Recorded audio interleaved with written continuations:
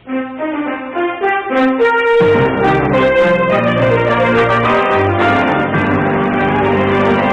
is an NBC News special report.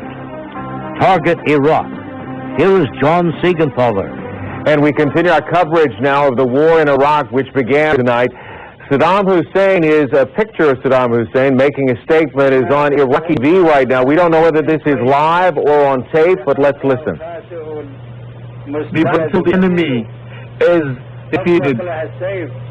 Hold the guns up high and let the fire flame and the arrogance go down. Leave the sword aside. Take off your weapons. Take off the weapons of the enemy, because we have the right to defend ourselves. And we have the right to defend our flag and our military forces. We count on them and call upon God to help us and help them. Dear friends, the support to evil in the world, the support of evil has grown in the world. But we seek peace. We've seen that small Bush Jr. now is making fun of your position against war. And you have sent a clear invitation to peace, and he responded by war, by his crimes in this day. On behalf of the leadership of Iraq and the Iraqi people, the fighting and the fighter Iraqi people, Iraq with all its civilization, with all its faith, we pledge that we will resist the attacker, we will resist the oppressor, and we will lead them to the point of no return. The point that the Zionist regimes, that the criminals have led them to, and those who want to attack Iraq, they will be defeated. They will always be defeated. We will all defeat them, all defeat their crimes. Each faithful person in Iraq who loves Iraq and loves humanity, loves peace. And this is our way of dealing with this oppression. Iraq will be victorious.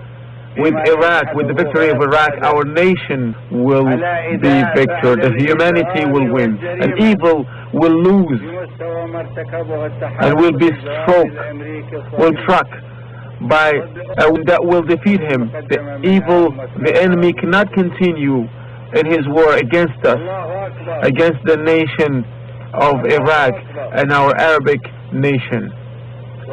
God is great. God is great.